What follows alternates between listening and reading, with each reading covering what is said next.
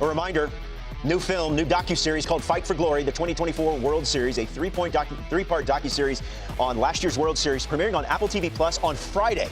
And the director and executive producer of this film is Academy Award nominated and Emmy-winning filmmaker R.J. Cutler. And we say good morning to Mr. Cutler. Thank you for joining us. I saw the first episode of the film. It is fantastic. You're obviously an experienced filmmaker. You've done documentaries in the past, but oftentimes those have been about singular subjects. This, you're dealing with multiple players on multiple teams. Describe the challenges that this presented as opposed to previous projects. Well, covering the World Series, of course, is completely different than almost anything you're going to do because you don't even know who the teams are until a couple of days before. And you've got to really position yourself to get in there and earn everybody's trust and be able to cover it.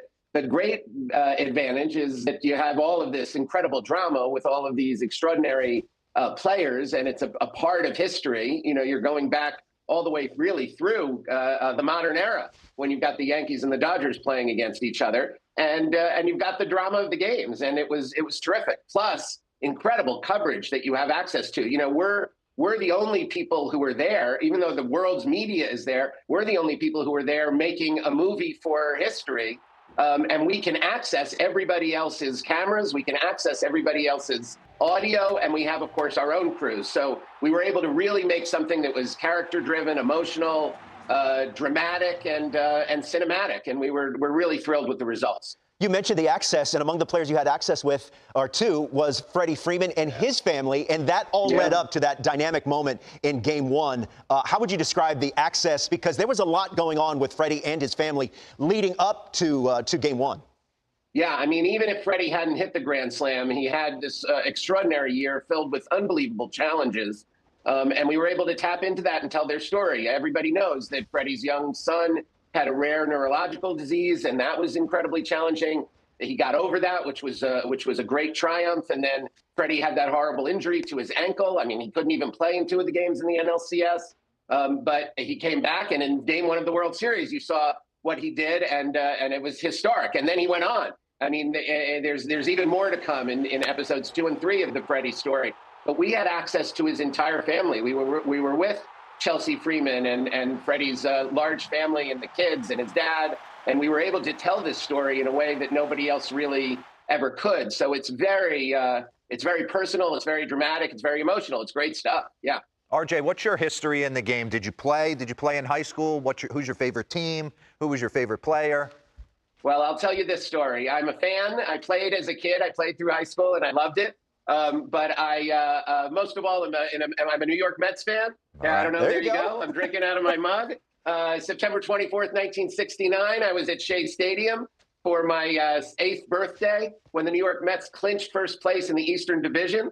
Like all the other fans, after they won the game, I ran out onto the field with my dad, and we tore up some of the sod, brought it home. He planted it in our backyard. I watered it every day for months. So, you know, I'm in it for life, man. You know what? I quote Roger Angell, who once said, baseball isn't a matter of life or death, but the Red Sox are. That's how I feel about the Mets. That's how I feel about the Mets. RJ, I'm in it for life. Baseball is romantic in a lot of ways. How does that quality of the game lend itself to filmmaking? Well, there you said it right there. Cinema is a romantic medium, and you feel the emotion and you feel the beauty. And baseball, is there a more beautiful sport? We know that it works metaphorically, that baseball is like life because the game is never over until it's over. If this World Series teaches you anything, there are ups and downs, and character is forged through overcoming failure. And that's what we saw in this World Series. We saw all that adversity, and we saw the twists and turns that are the very essence of life itself. And you saw that the Dodgers, even though they were down a run in the 10th with 2 outs, they were and Ohtani had popped out. Yeah. You saw that turned around immediately, and somebody who had as difficult a year as Freddie Freeman could become the hero. You also saw Aaron Judge, who had the greatest statistical year of any right-handed batter in Major League history, who couldn't, he batted 0.77 through the first 3 games. So you saw all of that adversity. Then he overcomes it, but then we all know what happened in the 5th inning of Game 5. So that's the beauty of this. You can tell it in cinema in the best ways. And we're finding that fans who knew the story are seeing it in a whole new way when they see the series. And I think that's the reaction we're going to get. Well, the series debuts on Apple TV Plus on Friday. It is Fight for Glory.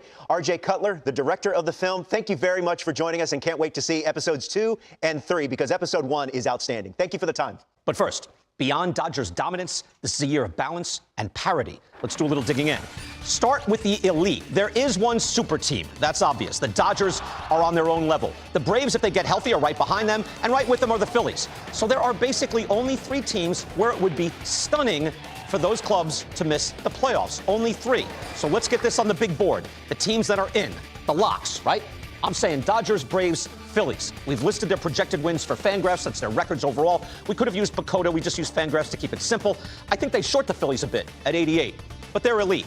The Yankees would have been there in that top group, but they lose Soto, Cole, and Heel are injured. They're no longer a lock. And there are also 3 teams that are, to be blunt, I don't be cruel, extremely unlikely to make the playoffs, right?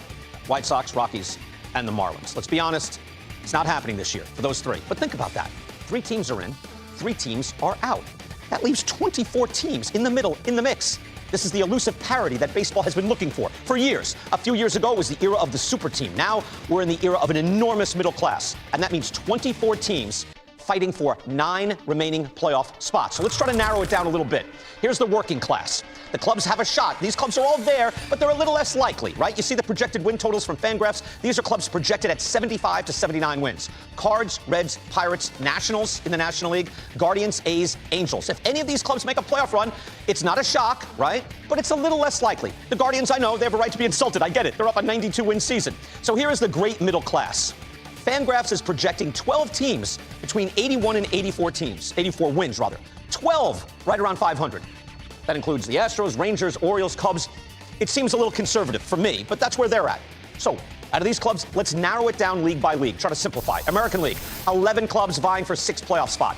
That includes 3 division champions, right? So you have the Yankees, Red Sox, Orioles, Jays, Rays from the East, Twins, Tigers, Royals from the Central, Mariners, Astros, Rangers from the West. 3 division champions, right? There's going to be 3 that win divisions. So essentially, we'll be down to 8 teams shooting for 3 wild card spots. That's the race.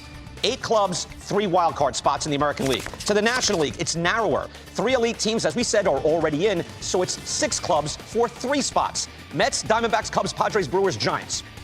You might not agree with the win projections, but that's not the point. Dodgers, Phillies, Braves are already likely in, right? So that leaves these clubs. These are good clubs. 3 will get in, 3 will go home. This has been the parity that so many have been looking for in Major League Baseball. It's here. So yes, there are runaway spenders, but there's only one runaway team, the Dodgers. But they'll have to go through 3 rounds of playoffs to win. 8 clubs, 3 spots in the American League, 6 clubs, 3 spots in the National League. I want to know what you think on X. Let us know at MLB Now. Give us your surprise breakout team coming up this year. And look, it can be Twins win 90, Guardians take the American League, Dodgers win 125. How about that?